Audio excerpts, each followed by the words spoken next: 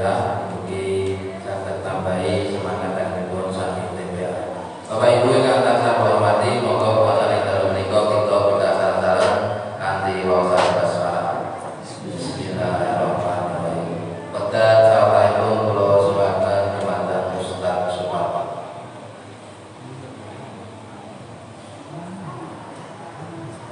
Assalamualaikum warahmatullahi wabarakatuh. Innal hamdalillah nahmaduhu wa nasta'inuhu wa nastaghfiruh wa na'udzu billahi min shururi anfusina wa sayyiati a'malina. May yahdihillahu fala mudilla lahu wa may yudlil fala hadiya lahu. Asyhadu an la ilaha illallah wahdahu la syarika lahu wa asyhadu anna Muhammadan abduhu wa rasuluh. Allahumma shalli wa sallim wa barik ala Muhammad wa ala alihi wa ashabihi ajma'in. Amma ba'd. Wa qala Allah ta'ala fi kitabil karim. Bismillahirrahmanirrahim. Ya ayyuhalladzina amanu taqullaha haqqa tuqatih wa la tamutunna illa wa antum muslimun. Ya ayyuhalladzina amanu taqullaha wa qulu qawlan sadida yuslih lakum a'malakum wa yaghfir lakum dhunubakum wa may yuti'illaha wa rasulahu faqad faza fawzan 'azima. Amma ba'du. Kaum muslimin wa muslimat jamaah rahimani wa rahimakumullah. Pertama, pada senantiasa kita panjatkan puji syukur kepada Allah Subhanahu wa taala. Puji syukur kita panjatkan atas limpahan nikmat, terutama nikmat sehat, nikmat rahmat, nikmat kesehatan dan juga nikmat waktu luang, sehingga dengan berkat nikmat tersebut kita semua bisa hadir di masjid ini dalam rangka melaksanakan sebagian dari perintahnya, yaitu sholat isya dengan berjamaah. Dan kita lanjutkan dengan sholat ilmi, mengkaji ayat-ayat Allah Subhanahu wa taala dan juga hadis-hadis Rasulullah sallallahu alaihi wasallam. Dan semoga pertemuan kita pada malam hari ini diberkahi Allah Subhanahu wa taala. Amin. Salam dan shalawat semoga tercurah kepada uswatun hasanah kita Nabi Muhammad sallallahu alaihi wasallam, kepada keluarga, para sahabat, tabi'in, tabi'in dan juga pada seluruh umatnya ila yaumil qiyamah. Kaum muslimin wa muslimat jamaah rahimahullah. Pada kesempatan malam hari ini insyaallah kita akan bersama-sama mengkaji yaitu bab tentang masalah mahram, yaitu wanita-wanita yang haram untuk dinikahi. Jadi istilah mahram yang kita murid akan sebagian kita itu mengatakan itu bukan murid saya, tapi yang tepat adalah mahram. Kalau murid itu adalah orang yang melaksanakan atau melaksanakan umrah haji dengan pakai ihram itu. Ini namanya muslim. Adapun mahram adalah seorang yang itu haram untuk dinikahi. Terangkan di dalam Al-Quran, yaitu surat An-Nisa ayat yang ke-23, di mana Allah Ta'ala berfirman, "Hurimat 'alaikum ummahatukum wa banatukum wa akhawatukum wa ammatukum wa khalatukum wa banatul akhi wa banatul ukhti wa ummahatukum allati arda'nakum wa akhawatukum min ar-radha'ah wa ummahatu nisaikum wa rabbaikum allati fi hujurikum min nisaikum allati dakhaltum bihinna fa in lam takunu dakhaltum bihinna fala junaha 'alaikum wa khalaikum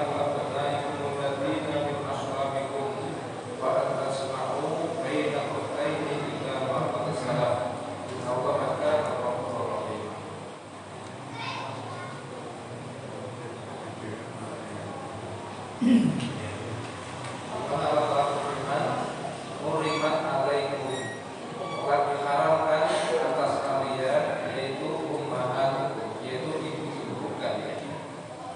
Jamaah rahimani wa rahmatullah.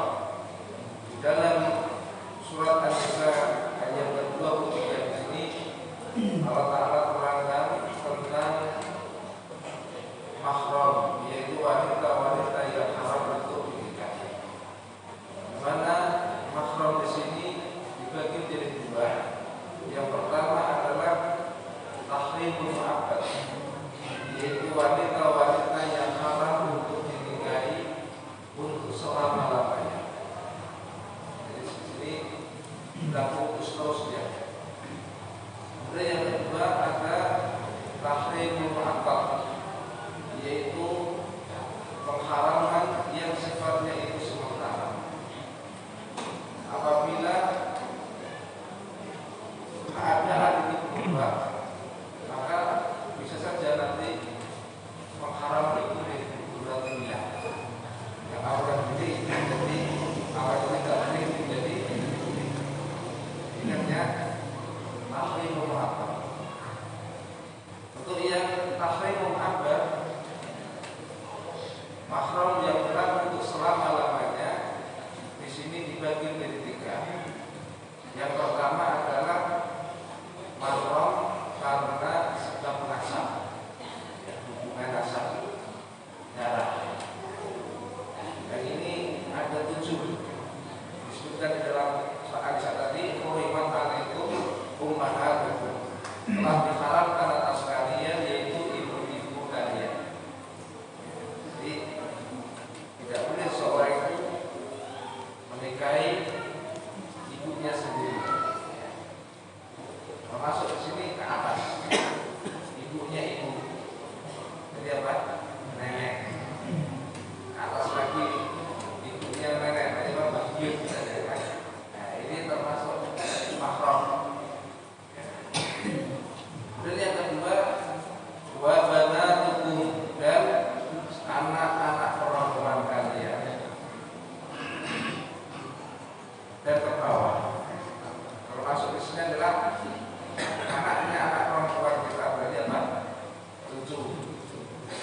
Dan anaknya lagi ya, jadi apa saja misalkan. Maka ini sebagai mahram. Dan yang ketiga, wa akhwatukum, yaitu saudara-saudara perempuan kalian. Misalnya saya itu punya saudara saya itu 7, lakinya 2, kemudian 5 itu perempuan. Maka 5 saudara perempuan saya ini adalah mahram bagi saya. Maka tidak boleh melakukan pernikahan istilah kita apa? Saudara. Dan istilahnya dalam saudara kan ada istilahnya apa? Incest saja. Nikah saudara. Ini tidak boleh. Dan secara medis juga itu banyak sekali madarat. Misalnya adanya pernikahan saudara itu terjadi yaitu kekurangan fisik. Anaknya itu lahir dalam keadaan cacat, atau secara mental, psikis, mungkin idiot dan sebagainya. Nah, ini salah satu dampak pernikahan saudara. Kemudian yang keempat, wa ammatukum, yaitu bibi-bibi kalian dari jalur ayah. Nanti ammah itu saudara bapak kita. Bapak saya punya saudara perempuan, baik itu kakaknya atau adiknya. Jadi kalau kita panggil itu bibi, kalau kakaknya ya. Adik bapak saya berarti bibi, dan bibi saya. Ya, ini mahram bagi saya. Kemudian wa khalatukum, dan juga bibi-bibi dari jalur ibu, jadi saudaranya ibu saya. yang perempuan. Ini sama, baik budi maupun budi. Dari jalur kedua orang tua saya, ini mahram bagi saya. Kemudian yang keenam, wabaratul ahli, yaitu anak-anak perempuan saudara laki-laki. Misalnya apa? Ponakan. Misalnya tadi saudara saya itu 5, yang laki 1, dan kakak saya itu punya anak perempuan. Jadi dia anak perempuan dari saudara laki-laki saya, jadi ponakan saya. Ini mahram bagi saya. Wabaratul ukhri, dan anak-anak perempuan saudara perempuan. Jadi saudara saya perempuan itu 5, dan punya anak perempuan, maka ini mahram. Jadi ponakan saya, tapi dari anak dari ada 7 juga. Ini berlaku mahram itu selama-lamanya. Adapun yang selain dari nasab ini berarti itu bukan mahram. Ya, bukan mahram. Jamaah rahimani wa rahmatullah. Kemudian yang kedua yaitu wanita yang haram dinikahi karena musyawarah, yaitu adanya perkawinan, adanya ikatan perkawinan.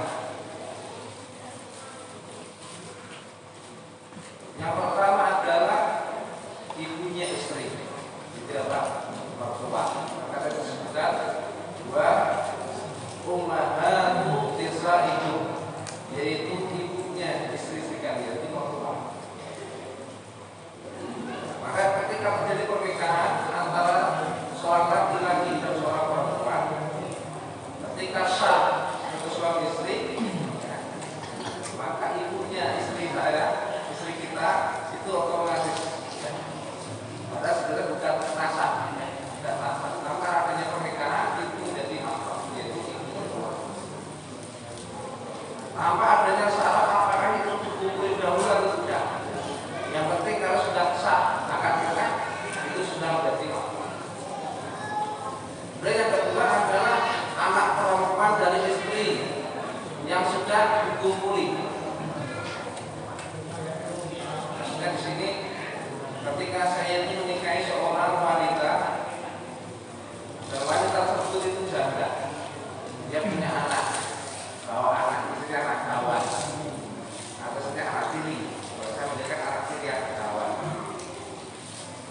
Nah, ketika terjadi pernikahan antara saya dengan ibunya tadi, maka anak kawan, anak tiri itu bisa menjadi mahram bagi diri saya dengan 3 syarat. Yang pertama tadi adalah manakala ibunya itu sudah kita kumpuli. Jadi kalau sekedar dinikahkan belum dikumpuli, maka itu belum. Jadi sudah kita kumpuli.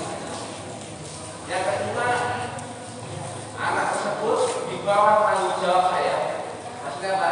Dia ikut sama kita, tinggal satu rumah, makan bersama kita, tidur di rumah bersama kita. Nah, maka ini soal yang kedua. Kalau dia tidak ikut kita, ikut bapaknya ambil sendiri, tidak bersama kita, maka ini nanti belum dikatakan sebagai mahram. Maka disebutkan fa'ilam taqulu dafa'tu bihina fala junaha 'alaikum.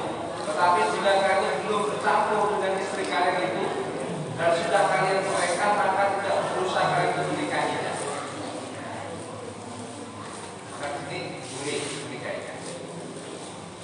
Itu yang kedua. Kemudian yang ketiga yaitu istrinya anak atau menantu.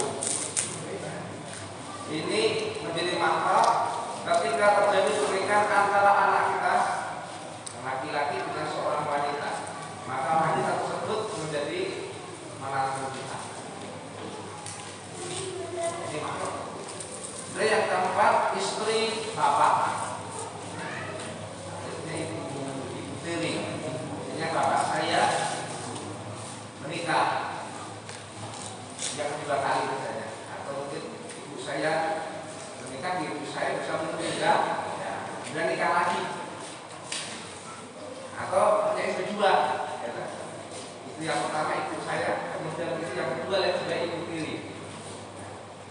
mahram ketika terjadi pernikahan antara bapak saya dengan si wanita tersebut. Jadi nanti berdiri. Jadi ada 4. Mahram dengan sebab nasab ada 7, kemudian mahram dengan sebab pernikahan ini ada. Kemudian yang ketiga, yang termasuk mahram mahabbah di sini adalah perempuan-perempuan yang haram dinikahi karena adanya hubungan yaitu persusuan, maka dikatakan al-qadha. Bisa disebutkan di ayat ini, wa ummahatukum allati arda'nakum wa akhwatukum allati min ar-radha'ah, yaitu wanita-wanita ibu kalian yang menyusui atau ibu susuan dan anak-anak perempuan dari ibu susuan tadi, saudara sepersusuan. Dan dikatakan ar-radha'atu tuharrimu ma tuharrimu al-wiladah, bahwasanya persusuan itu menjadi mahram sebagaimana menjadi mahram karena adanya kelahiran. Maka nanti hukumnya sama. Mahram sepersusuan di sini sama dengan mahram dengan nasab. Kalau sama sekarang mungkin jarang pakai persusuan itu. Tapi kalau zaman dulu itu mungkin biasa.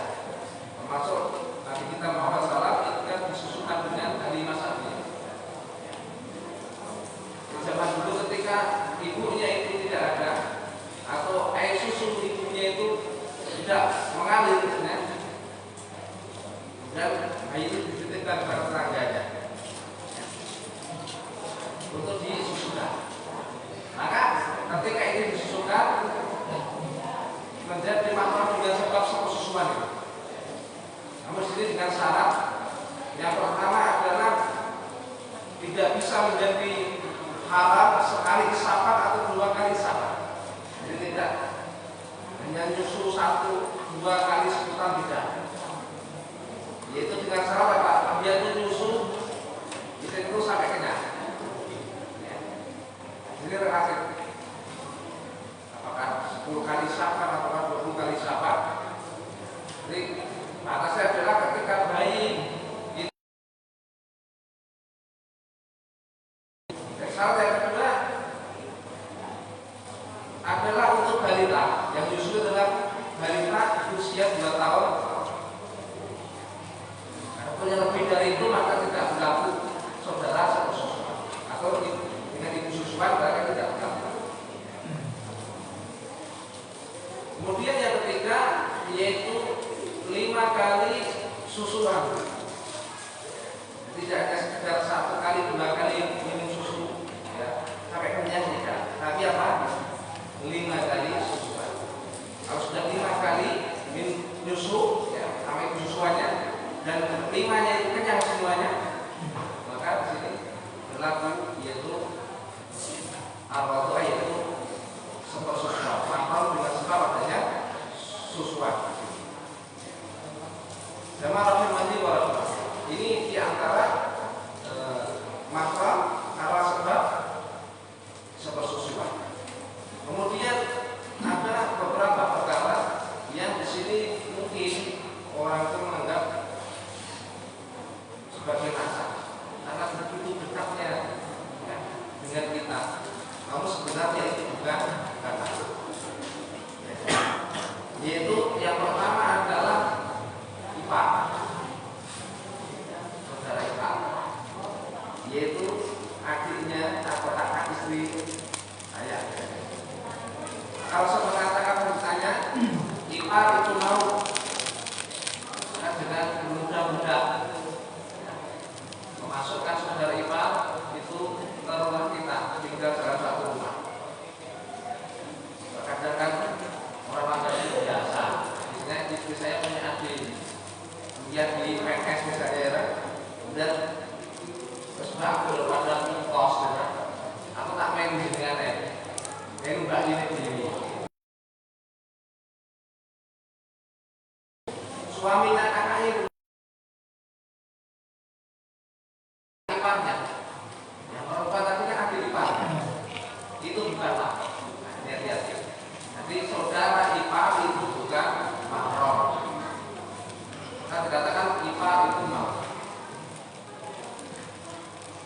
bisa saja terjadi perselingkuhan. Ketika istrinya tidak ada pergi, tinggal di situ, atau seorang laki-laki dengan akhir iparnya misalnya, jadi hubungan misalnya. Ini bisa saja. Maka dikatakan ipar itu. Kemudian bibi dari istri, ya, misalnya tadi perempuan atau bibi dari bapak saya, atau bibi dari ibu saya. Tapi kalau bibi dari mertua istri saya, itu bukan mahram. Jadi kalau mertua kan mahram, dan mertua saya itu punya kakak atau adik, itu saya nengok kan ya bibi atau bibi gitu kan, bahasa akhir kan sama. Ya itu bukan mahram. Hati-hati. Pas hari raya foto, yang siapa yang mahram sama saya, siapa yang. Kalau itu dari keluarga istri saya, tunggale tadi ibu mertua saya, ya, maka itu bukan mahram. Kemudian yang ketiga yaitu bibi istrinya dari atau istrinya istri dari anak saya.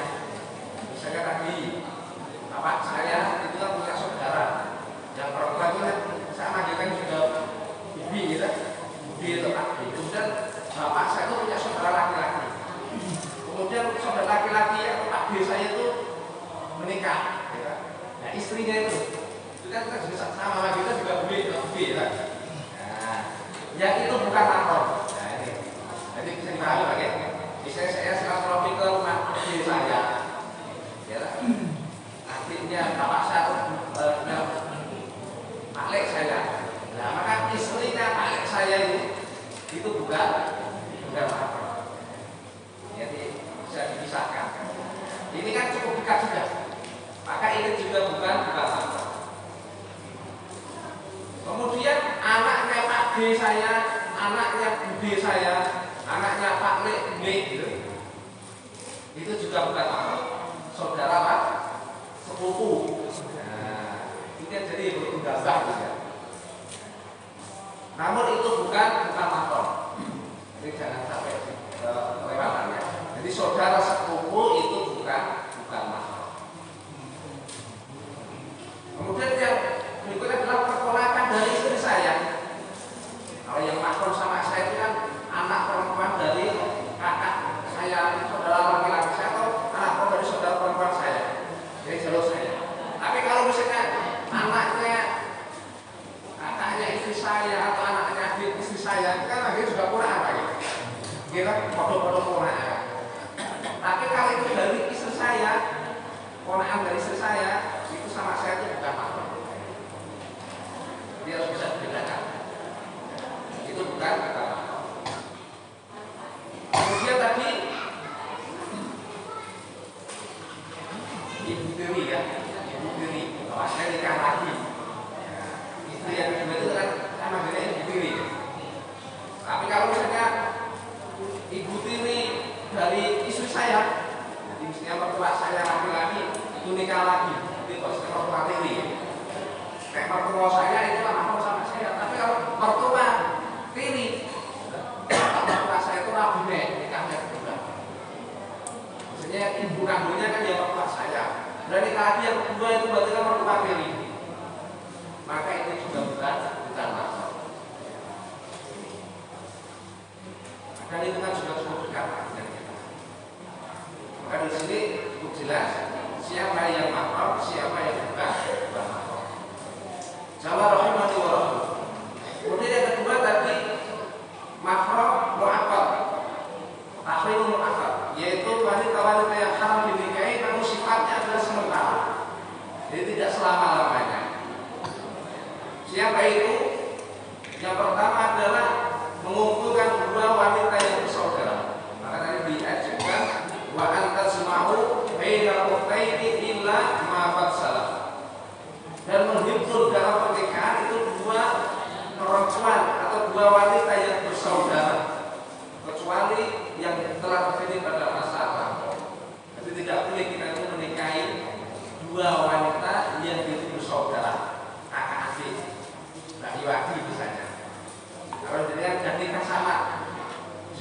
Kalau misalnya gede, maka tidak boleh nikah sama yang adiknya lagi. Maka tidak boleh mengumpulkan. Maka kata tadi apa? Ipatul mau tadi. Tidak boleh dengan hubungan sama adik, terus memang kan menuntut terus piye, ya kan? Maka harus dicerai salah satu. Otomatis kakaknya yang istri saya dulu, jadi yang dicerai kalau mau nikah sama adiknya. Karena apa? Tidak boleh mengumpulkan dua wanita itu dalam satu pernikahan. Maka dikatakan sifatnya sementara. Jadi saya boleh menikahi adiknya dengan syarat apa? Harus menceraikan istri yang pertama. Ya, harus pilih salah satu. Tidak boleh dua-duanya. Maka ini sifatnya sementara. Dan yang kedua yaitu mengumpulkan seorang istri dengan bibitnya dari pihak ayah ataupun dari pihak ibunya. Saya menikahi istri saya, terus saya juga menikahi bibitnya, ya, istri saya itu tunggali ibu saya, ibu mertua. Jadi dari jalur bapak atau jalur ibu. Maka di sini tidak boleh mengumpulkan. Disebutkan dalam sebuah hadis dari Abu Hurairah radhiyallahu anhu, Nabi sallallahu alaihi wasallam, la tusma'u al-mar'atu wa ammatuha, wa al-mar'atu wa khalatuha. Tidak dari jalur atau pihak ayah dan tidak pula dari pihak ibunya. Ini tidak harus pilih salah satu. Dan yang ketiga, istri orang lain. Hati-hati pakai. Tidak boleh suka sama istri tetangga yang dia itu sudah bersuami. Apakah tidak boleh? Ya orang itu dipegatan saya. Berarti apa? Syaratnya apa? Katakan sementara. Dan kita nikah sama istri yang sudah bersuami berarti kalian di wanita tersebut. Yaitu dibujuk, terus nikah mereka dengan kita. Maka perempuannya satu, akhirnya kan dua. Nah, itu namanya kalian. Maka tidak boleh. Yang dicerai dulu. Tapi ini larangan. Larangan bagi seorang yang dia itu apa? Tapi namanya merusak rumah tangga orang lain. Selingkuh sama istri tetangga, ini dosanya sangat besar. Wal muhsanatu min nisa'i illa ma malakat aymanukum, dan diharamkan juga kamu menikahi wanita yang bersuami. Maka hubungan laki-laki yang beristri, apalagi yang dalam seorang istri yang bersuami, jadi perselingkuhan. Nah ini termasuk ancaman dosa yang sangat besar. Jadi di sini diharapkan bagi kalian itu menikahi wanita-wanita yang berstatus sebagai istri orang lain atau istri yang sudah bersuami. Dan yang keempat, menikahi wanita-wanita yang masih dalam masa iddah. Maka itu bisa dinikahi ketika masa iddahnya itu sudah selesai.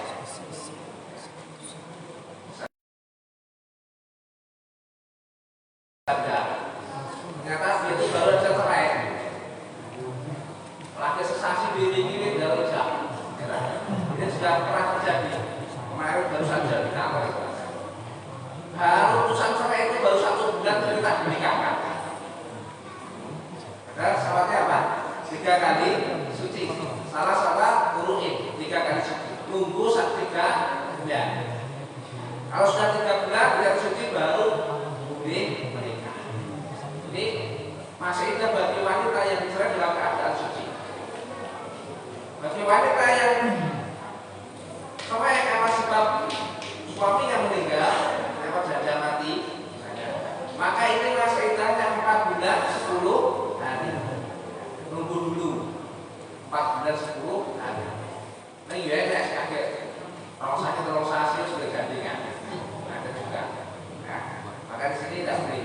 Maka selama masa iddah itu wanita hendaknya bagi wanita yang tadi ditinggalkan suaminya itu tidak boleh terus berkeliaran.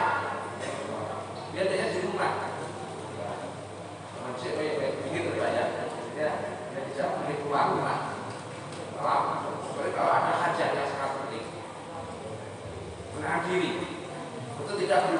laki-laki lain. Adapun wanita yang dicerai dalam keadaan hamil, maka dia harus menunggu bayinya itu lahir. Masih iddahnya sampai bayinya itu lahir. Kalau sudah lahir baru dia bisa menikah. Ini yang keempat yaitu wanita yang masih dalam masa iddah. Kemudian yang kelima yaitu wanita yang dijatuhi talak tiga. Maka di sini sifatnya hanya sementara. Ketika mantan istri saya itu tak talak sampai kedua. Kalau setelah satu kan masih 7 bulan kita awal sepi. Terus balen setelah balen jadi diputar lagi, saya talak lagi yang kedua. Kalau yang kedua itu masih boleh rujuk lagi. Tapi kalau sudah talak yang ketiga tidak boleh dirujuk lagi. Kecuali apa? Ketika istri saya tadi, mantan istri saya itu menikah dengan laki-laki lain. Kemudian saya itu cerai. Setelah cerai baru saya itu boleh kembali lagi. Dan itu pun tidak boleh disenangi. Mereka orang jual motor mesin misalnya, pabrik hasil kan, lalu besok beli karaoke. Ini sudah tidak boleh. Ini tidak boleh direkayasa. Ya. Maka disebutkan dalam surah Al-Baqarah, wa in talaqaha fala tahilu lahu min ba'du hatta tankiha zawjan ghairahu. Wa in talaqaha fala junaha 'alaihima ayyataraja'a. Kemudian jika si suami itu mentalaknya, yaitu sudah talak yang kedua, maka perempuan itu tidak halal lagi baginya hingga dia itu menikah dengan suami yang lain. Kemudian jika suami yang lain itu menceraikannya, maka tidak ada dosa bagi keduanya, yaitu bekas suami yang pertama dan istrinya itu untuk nikah kembali. Maka tadi dikatakan sifatnya itu sementara. Kemudian yang kelima yaitu menikahi wanita berzina. Tidak boleh kita menikahi seorang wanita berzina. Disebutkan dalam surah An-Nur, az-zani la yankihu illa zaniyatan aw musyrikatan. Wa zaniyatu la yankihu illa zanin aw musyrikun wa hurima dzalika 'alal mu'minin.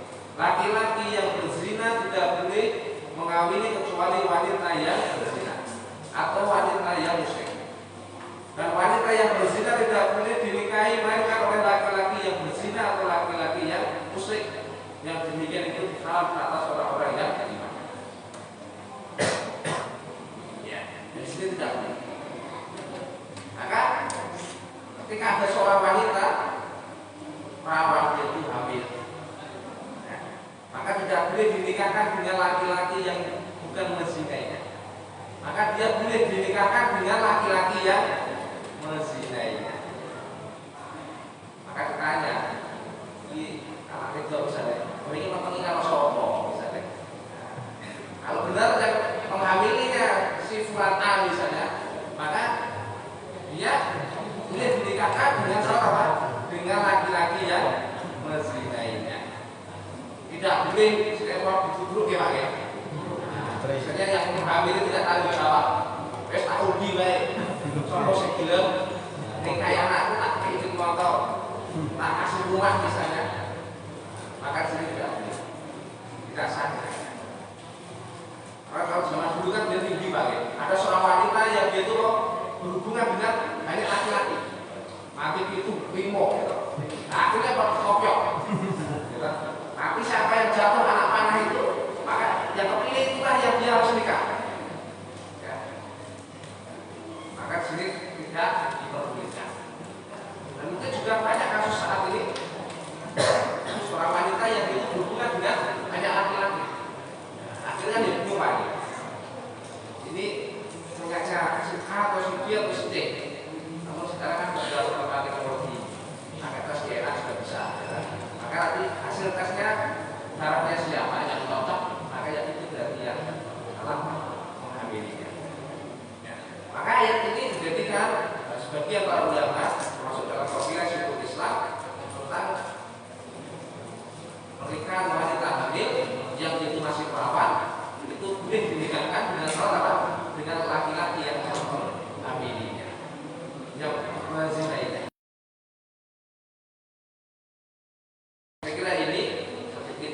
kami sampaikan, semoga bermanfaat.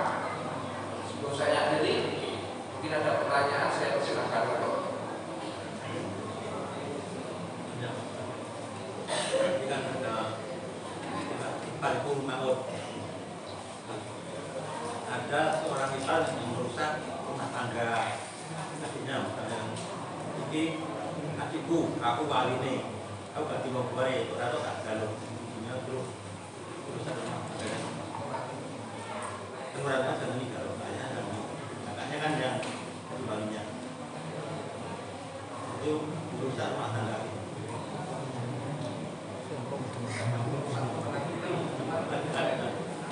saya menikah dengan seorang wanita. Wanita punya kakak laki-laki. Sudah beberapa tahun terus yang kakaknya tadi minta ini adikku. Itu orang itu tak jalur. Aku walinya. Belum di sini cerai dulu kok. Iya. Hukumnya merusak rumah tangga gimana itu?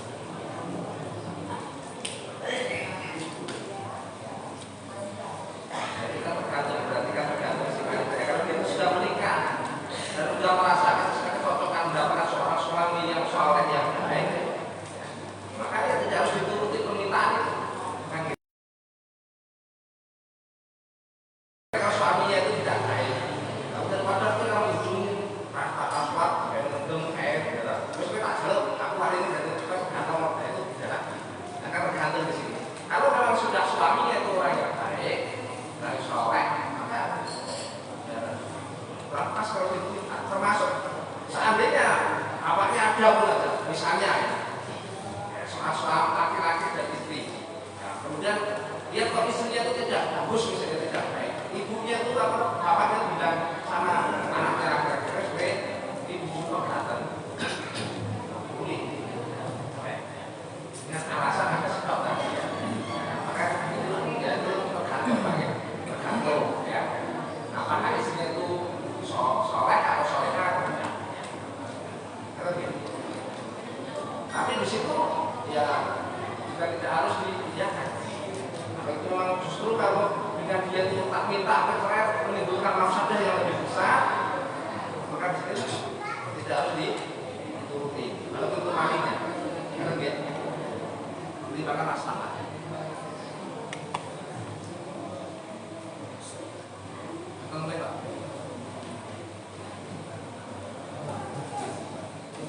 Bagaimana suamikan saudara itu tapi saudara yang sudah saya Nikah saudara kan maksudnya Saudara istri atau?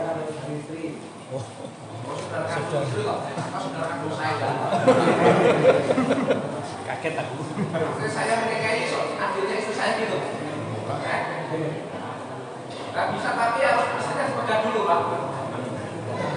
Kalau istrinya sudah menikah, dia kan cepet, terus menikah. Kalau menikah, ada nggak kayak bingung tuh? Kalau itu tidak ada masalah, udah menikah. Bahaya. Itu bukan soal susuan itu ya. Kita menikahi iparnya. Oh, dari susuan kan anak istri saya punya adik kan tak susulan gitu kan. Tapi itu bukan rodoan, tapi maksud itu nasab saudara perempuan. Ada perselisihan mereka saya tanya. Jadi adik kan istri saya, ya. Kemudian dia punya adik atau punya kakak perempuan. Berarti kan itu kan saudara kandung kan gitu. Nah, kalau saya kan berarti ipar, kalau saya nikah kakaknya. Maka saya tidak boleh menikahi adik istri saya, ya. Dan kan disebutkan, bahkan karena itu mengumpulkan dua wanita bersaudara dalam satu pernikahan. Bisa, tapi harus bisa sih salah siji. Mbak ini kok rekat dengan adik ini urusan rumah tangga ya. Soalnya kalau tadi itu meninggal, jadi apa ya? Misalnya kakaknya meninggal, terus dengan kepengen adik gitu kan? Itu meninggal apa cerai? Atau enggak? Enggak. Kalau meninggal enggak masalah. Oh, makanya ramai. Ini kan boleh pakai.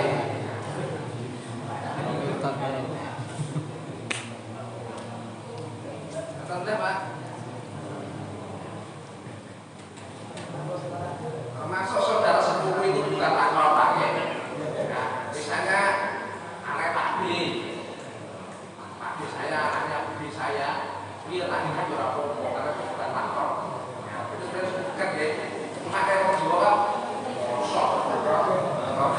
saya tidak tahu ini aku itu sudah lihat ini ya itu bukan makam. Makanya saya sampaikan ada sesuatu yang orang menganggap itu cukup dekat ya kalau itu makam tapi sebenarnya itu bukan kita.